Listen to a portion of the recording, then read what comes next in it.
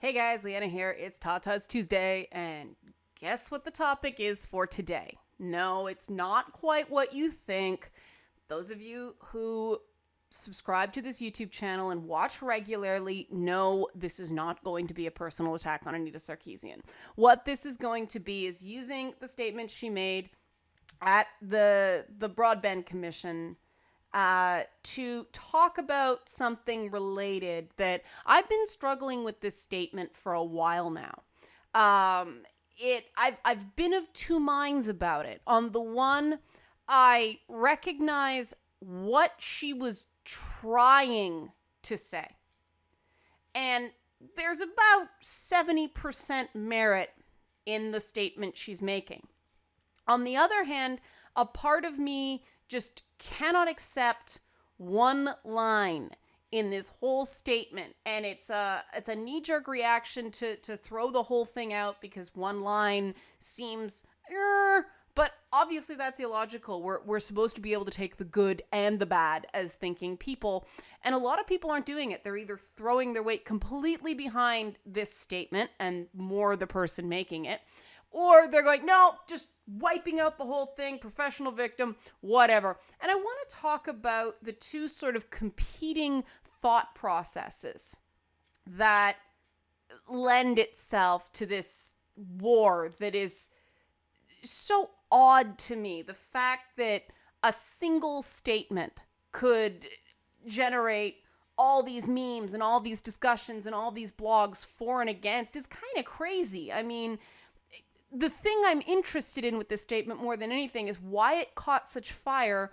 why it's still being referenced, and why did it make people so angry? So, let's start by breaking it down. Okay, I think it's important to recognize that harassment is, as someone has mentioned, not just what is legal and illegal. That's true. That's true. There are plenty of forms of harassment that do not meet the burden of criminality. This is true. It's not just my opinion. This is just fact. Someone haranguing you constantly on the internet is not criminal, but it's annoying. And if it's a pattern of unwanted behavior after you have told someone to stop, emphasis on pattern, that fits the definition of harassment. Okay. Now this thing isn't the complete quote. I apologize, but I wanted to find something that wasn't someone's blog, and so that someone couldn't file a DMCA complaint on me for using their blog without permission, because unfortunately dealing with this particular type of person, and by that I mean outrage warriors, you always run the risk that someone's going to DMCA your video at the slightest provocation. So I apologize. If you want to see the quote in context, a significant thing I thought was she mentioned this has been going on for 3 years. And I think that has some merit, because after a certain amount of time, it does wear you down. Let's look at the other part of the statement. Harassment is threats of violence. Yeah.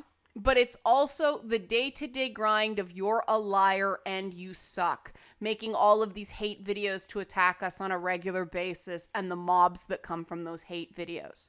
Now, this is a tricky sentence, because I think the last point, the mobs that come from these hate videos, is a valid thing to complain about. I think that the brigading, because this isn't even a dog pile, this is a brigade. If someone whips somebody up with some sort of organized, because it doesn't just include the video, does it?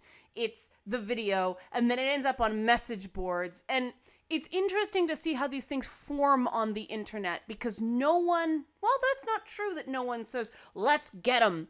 Because what I start hearing is these terminologies like, we need to take them down and things like that. And that's when I go, time out. The minute you start talking like that, you can't complain if you get accused of harassment. Because when your motivation is to take someone down, that's not a discussion. That's not a dialogue. You have a negative motivation. Your end goal is to ruin them in some way, and that's not okay. To me, take them down, huge stop button right there. People start talking that way, I leave the conversation or I call them on it. More and more these days, I just leave the conversation because nowadays I realize somebody who uses language like that, someone who is so whipped up, is like, they need to be stopped, they need to be taken down, as opposed to, oh, we need to talk about this because this is getting weird.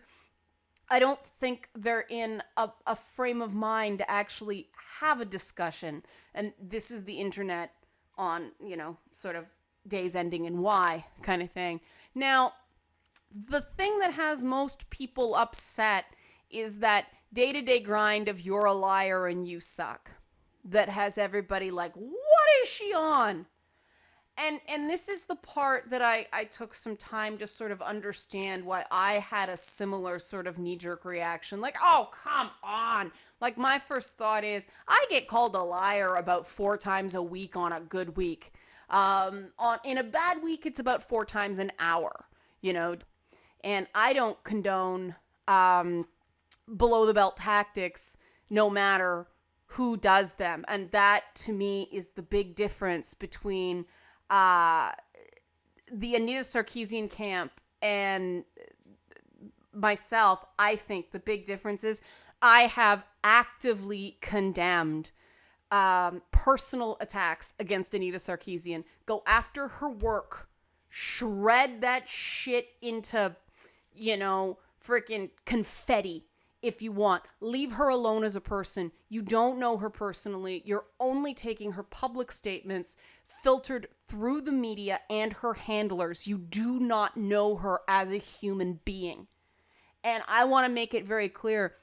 I condemn the violent threats against Anita. I even condemn the attacks on her character as a person. I don't think we need to do that.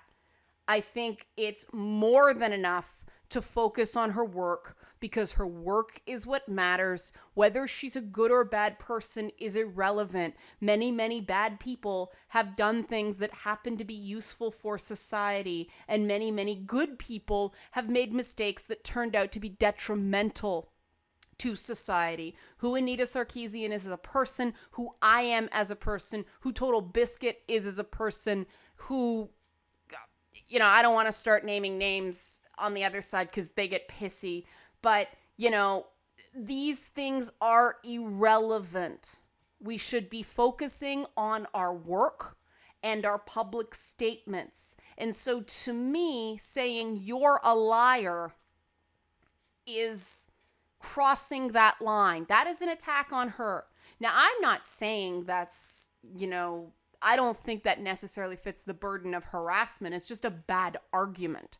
But that being said, I do think that there is something to the fact that this "you're a liar and you suck" was also a bad argument, because the reality is, guys, I've been doing this way too long and I've sort of accepted what a lot of people who are public people have accepted, is that "you're a liar and you suck" is part of the job.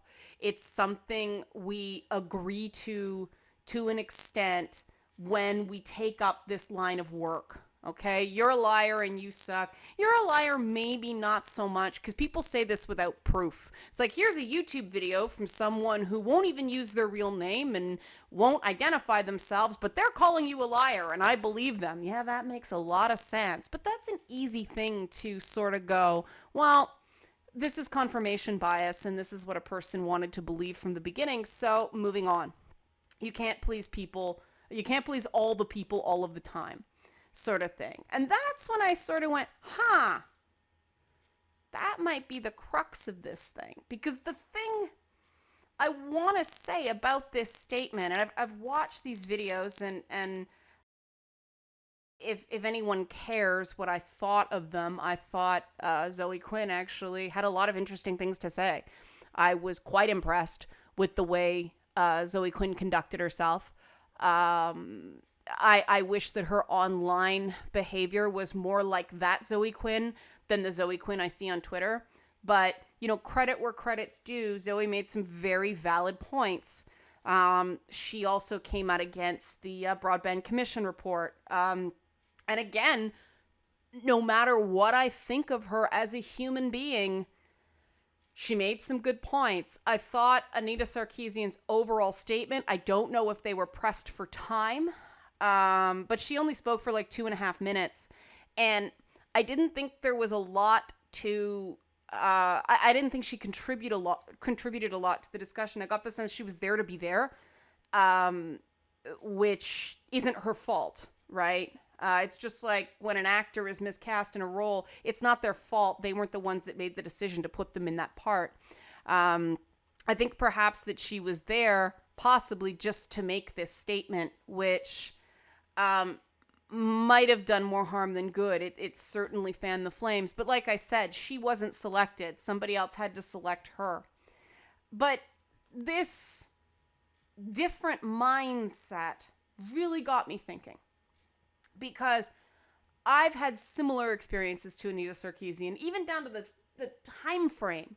I've been battling similar stuff for about 3 years myself. It all sort of blew up. Now, me, it's for very different reasons. I do find it very interesting that day-to-day grind of, you're a liar and you suck. If Anita Sarkeesian's supporters truly believe that this is harassment, I don't understand why they do it to other people. I don't know why they're still out there trying to make me seem like less of a feminist because I disagree with her, or why they're insistent on saying I'm jealous and this, that, and the next thing. These are not necessary. Address my work. The problem is I have some stuff to show you guys about why people do this and why this is something. Now, the reality is that men get this too. The whole you're a liar and you suck and you're all this and you're all that. I mean, Sarkeesian's own followers went after Total Biscuit in the same way because he won an award that she was nominated for. It's ridiculous. It's ridiculous, the things people fight over. Should I add that they did it while he was undergoing cancer treatment? Yeah.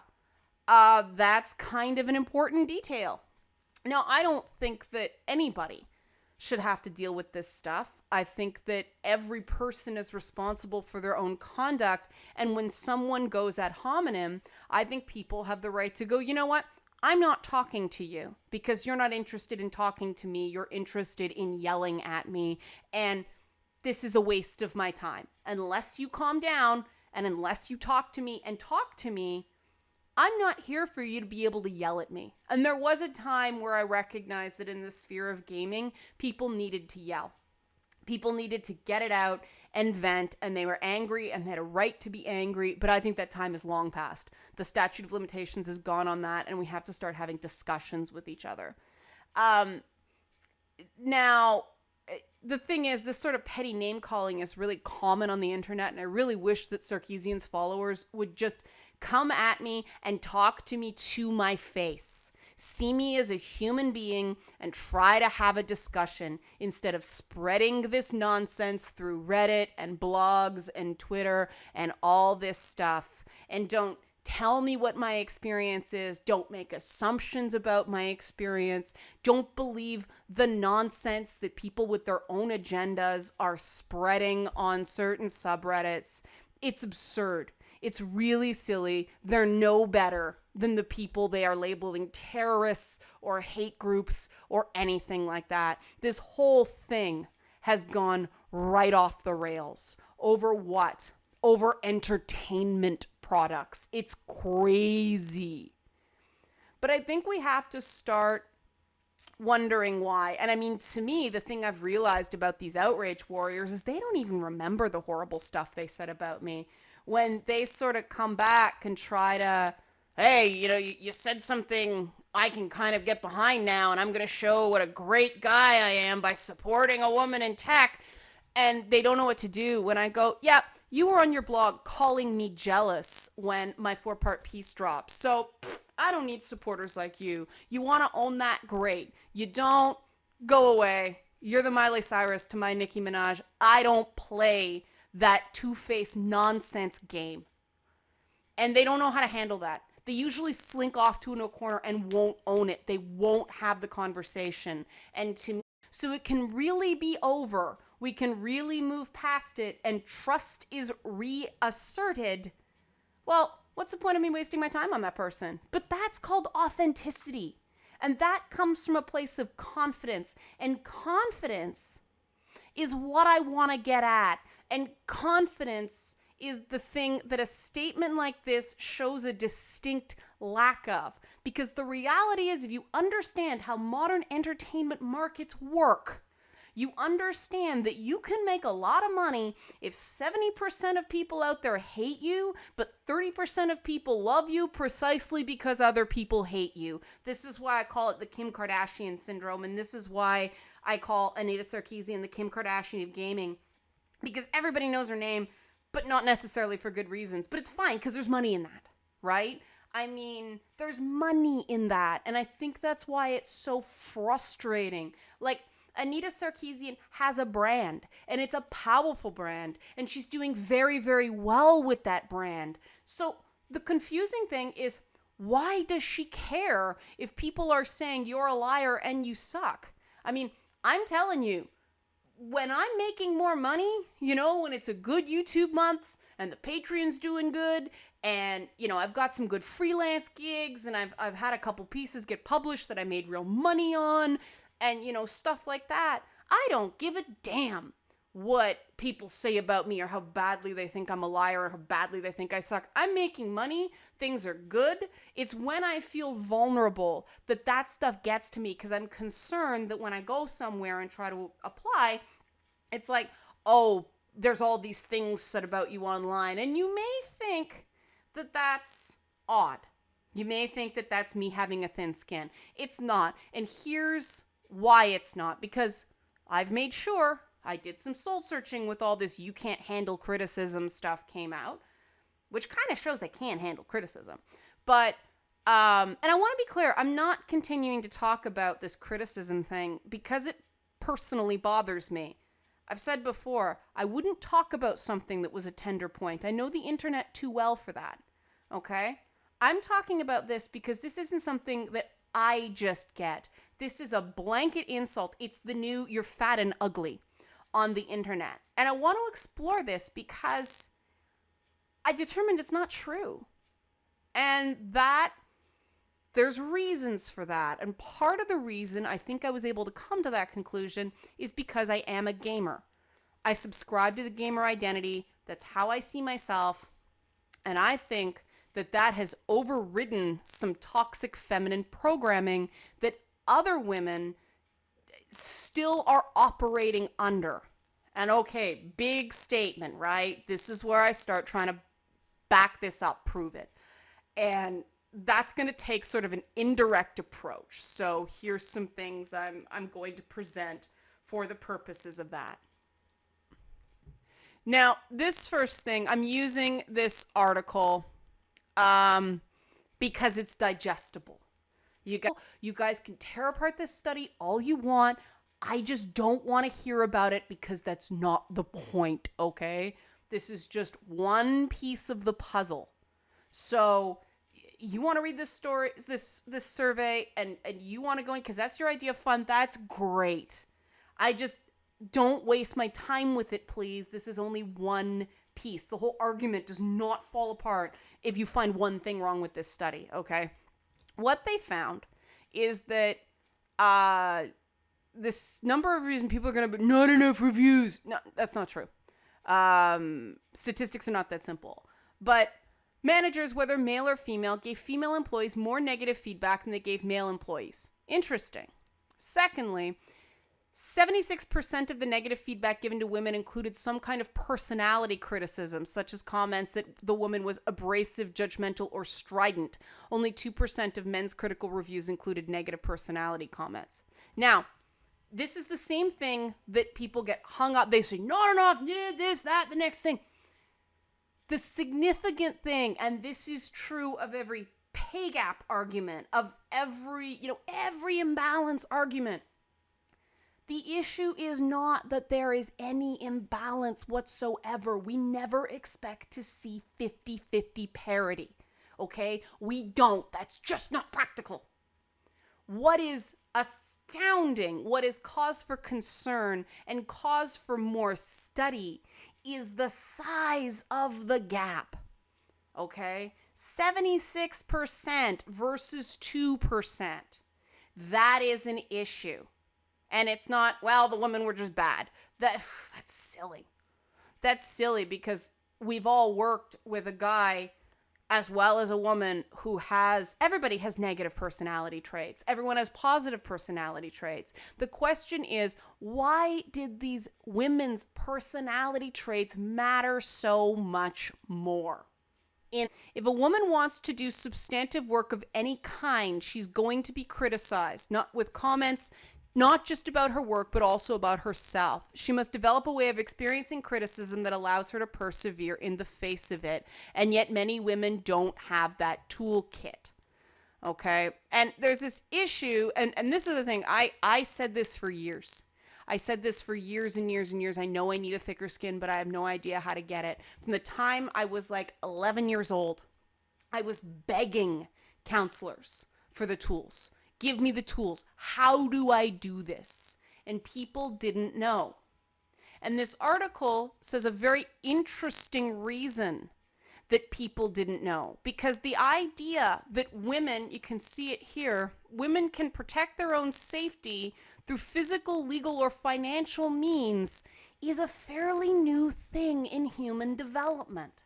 So we logically, while our brains are telling us I can have my own job, I am very likely to be safe, and I can, I have legal rights, the socialization that gets passed down from generation to generation still has that leftover, that appendix, for lack of a better term, from a time that primary available survival strategies were being likable. And that you see it here, disapproval, criticism, and the withdrawal of others' approval can feel so petrifying for us at times, life-threatening even, because for millennia, should be millennia, not millenniums, it was. And this is not a factual interpretation of how the world is today. This is socialization. This is cultural forces, okay? And the interesting thing to me is that as Anita Sarkeesian talks about these big picture cultural forces, it's one of her favorite catchphrases, she's a clear victim of them. And a statement like the one she made is very, very, very clear that this is the case. And in context of these influences, what allows women to become free of concerns about the reactions they or their work will provoke? I found the fundamental shift for women happens when we internalize the fact that all substantive work brings both praise and criticism. Many women carry the unconscious belief that good work will be met mostly, if not exclusively, with praise. Yet in our career, the terrain is very different. Distinctive work, innovative thinking, and controversial decisions garner supporters and critics, especially for women. We need to retrain our minds to expect and accept this. Now, I'm not sure about especially for women. I think the type of criticism is different. I think that we're sort of collectively trained to see a bad decision as a woman as a character flaw, a decision that a woman makes, as opposed to just a bad decision that we all make. But that doesn't mean women get more criticism. It's a different kind of criticism, and I think that's an important distinction to make, so we don't lose the guys watching this stuff, because their lived experience matters too. And this article goes on to talk about, techniques to do this. And the only one I want to point out before I move on is, this is the reason I talk about my own experiences, okay? And I talk about the criticisms I've received, that a woman can identify with another woman whose response to criticism she admires, okay? We can't give those tools to people unless we talk about the criticism we've received. And I know it's sort of a thing that you're just supposed to ignore the trolls, not give them. I don't consider my critics trolls. Okay, some are, but I don't consider all of them trolls, and I don't think it's fair to dismiss every dissenting opinion as a troll. So I talk about them. I feel like some people are very earnest in the idea that I can't handle criticism. They're just wrong.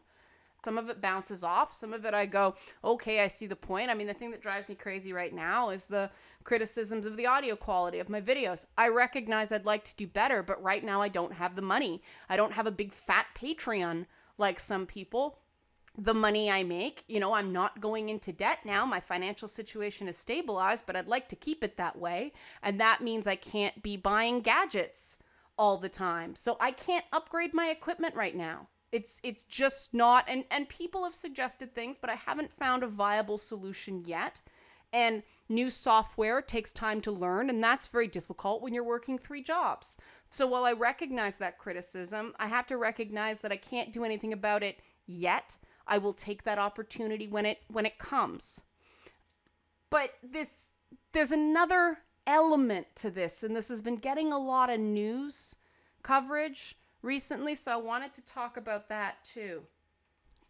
It's a concept called the Imposter Syndrome, and the Imposter Syndrome is something that makes that "you're a liar and you suck" sting really, really bad, because it gets in there and it shakes the thing you're terrified that someone is going to find out. And it's something that's far more common in women than in men. And I'll touch on some resources for this after I break down what the thing is. But that "you're a liar and you suck," this is what I'm hearing when I hear that that's a problem. And the reality is, as much as the outrage warriors aren't gonna like this, that's internal work that has to be done to have to be able to to handle being called a liar and being told you suck. It's a journey I've had to take myself. It's something that I've had to learn to do. No one's naturally good at handling being called a liar, okay? It's unfair when you're not a liar.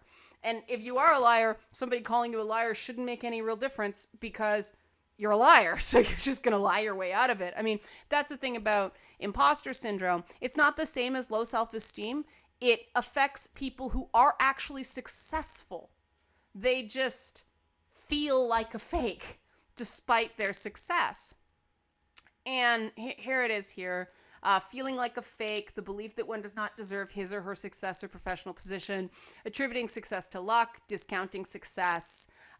These are all things women do, and there are reasons. There are social programming reasons. And some men get it too.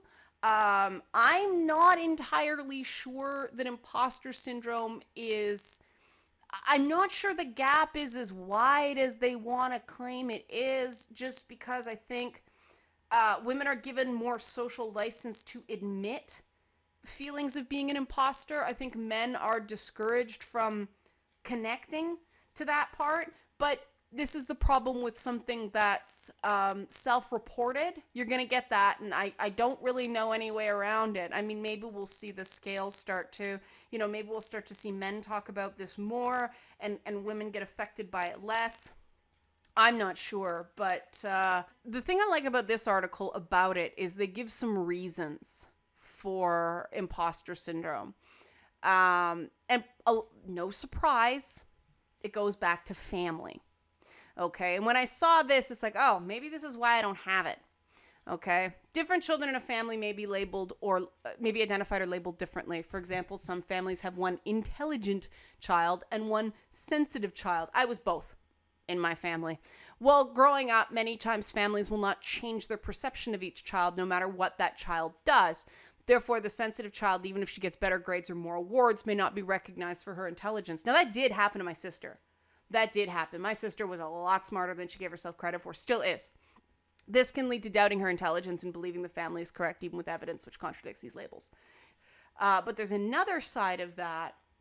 And I didn't get this either, so I guess I was kind of lucky. Family messages of superiority. Other families can give their child full support to the point where the family and girl believe that she is superior or perfect. As the girl grows up and encounters challenging tasks, she may begin to doubt her parents' perceptions, may also need to hide her difficulties in order to not disturb the family image of her. As a result of these normal difficulties, this girl may come to believe that she is only average and even below average. I think that's what's happening with a lot of these outrage warriors. Life hits, and boom, they need to find something to blame so it's not them, that they don't disrupt that self-image, right? And that I was an overachiever in school, and that took some adjusting. Life is certainly, the working world for me has certainly not been the meritocracy that school was.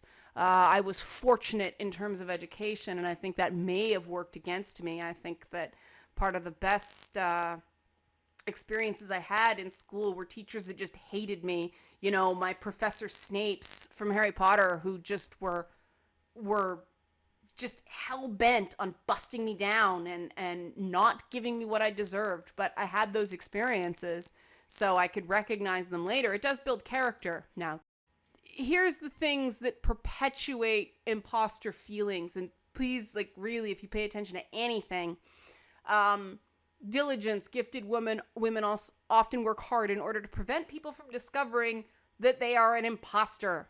That's actually a grammatical mistake. Sorry, article.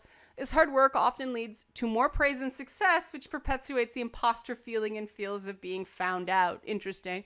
Feeling of being phony. A woman with imposter feelings often attempt to give supervisors and professors the answers she believes they want, which often leads to an increase in feeling like she is being a fake. There's a lot of this in feminist thought. A lot.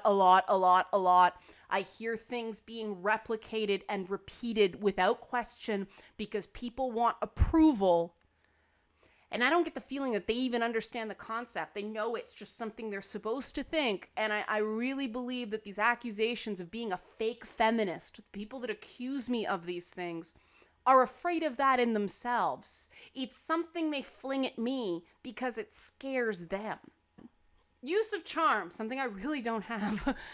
Connected to this, gifted women often use their intuitive perceptiveness and charm to gain approval and praise from supervisors and seek out relationships with supervisors in order to help her increase her abilities intellectually and creatively. However, when the supervisor gives her praise or recognition, she feels this praise is based on her charm and not on ability. Maybe it's a good thing that I completely lack the ability to do this.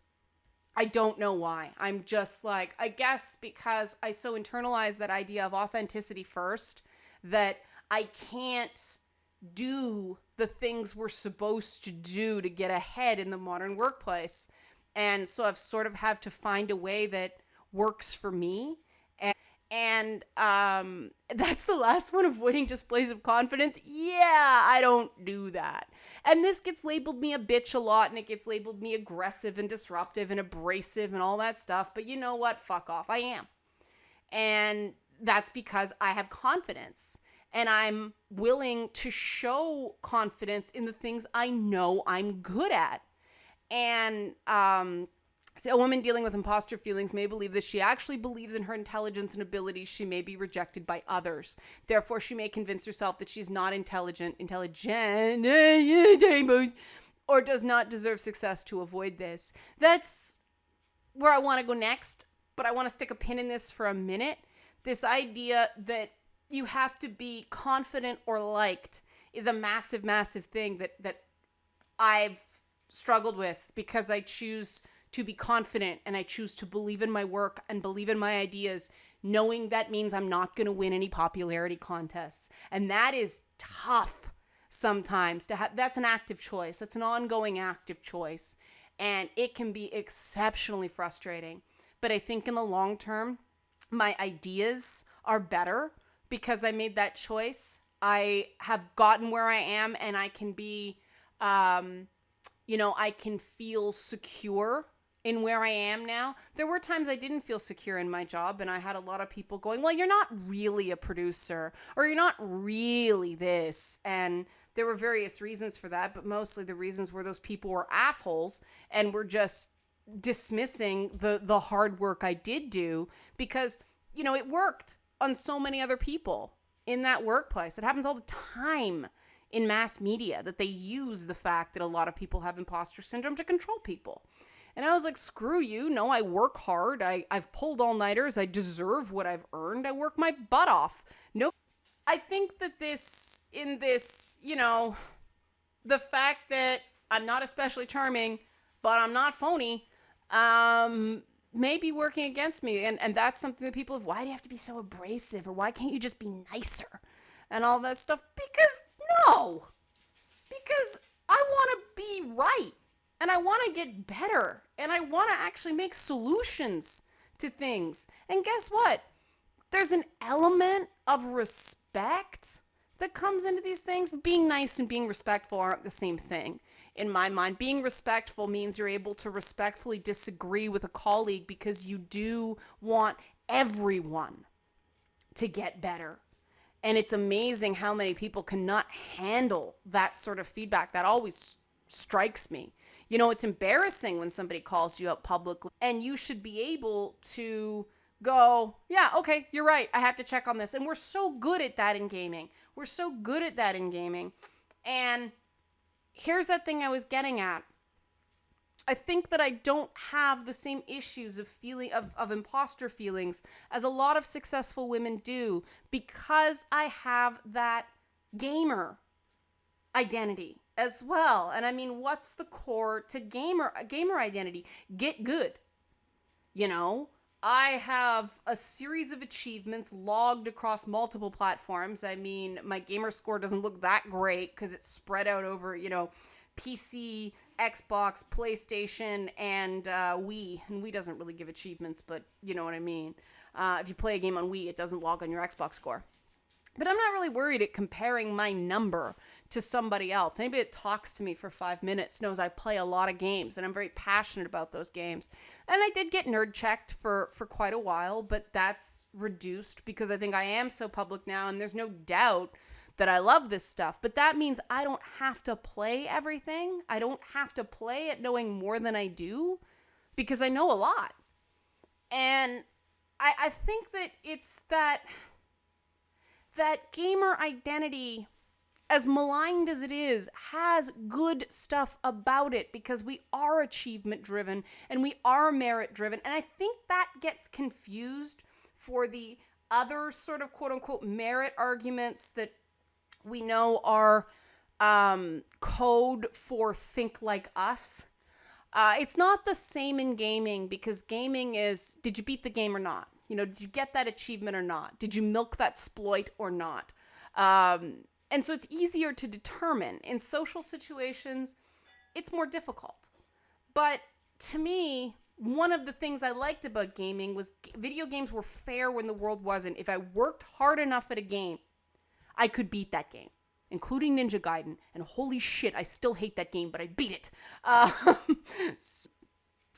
think that has actually saved me from imposter syndrome. And two things sort of bear that out.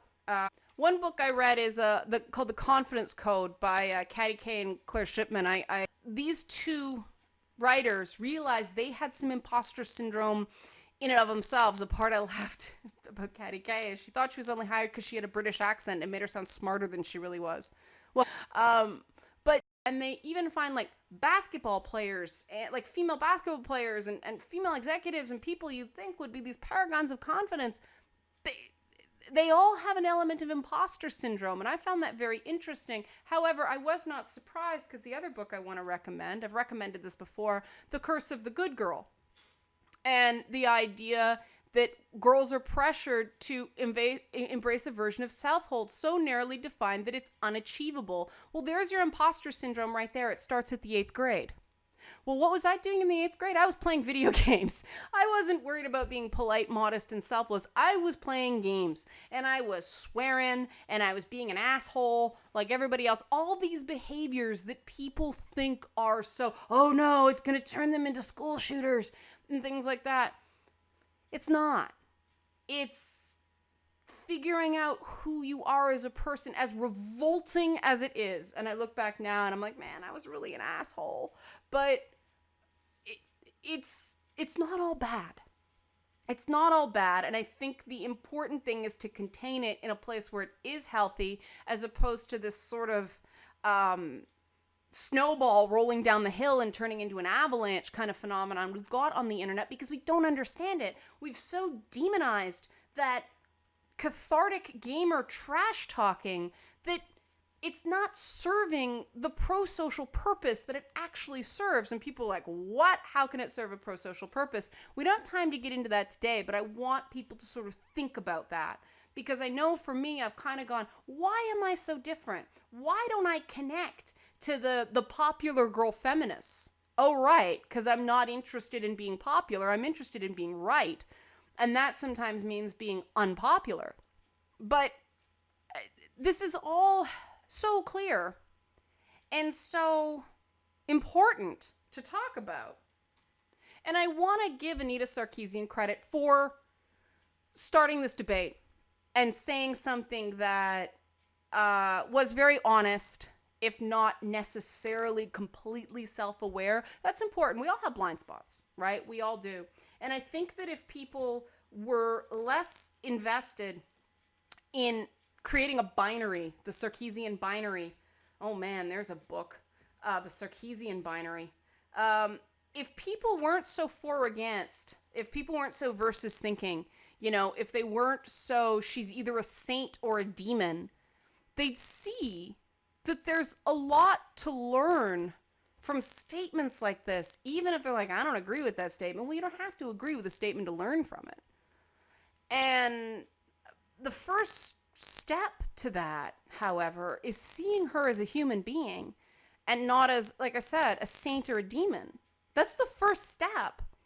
And a lot of people seem so unwilling to do that. And I'm not sure why. I don't know if it's a threat, or I don't know if it's because they have to see her as better than themselves so that they can have, it sort of soothes their own imposter syndrome. But she's going to make mistakes. She's a person. And I think that in this case, this moment of sort of honesty without clarity at least made me think, and I know people are like, oh, you're just sucking up, or you're just doing this, you're trying to play it. No, guys, remember I just said I'm not nice and I don't have any charm? This is how I honestly feel. And I know some people are going to have a knee-jerk reaction to this, but hate to break it to you guys, fact is she is a human being. And as much as you want to deify her or demonize her, that doesn't change that fact. You're just going to look like an asshole if you don't embrace her humanity and your own.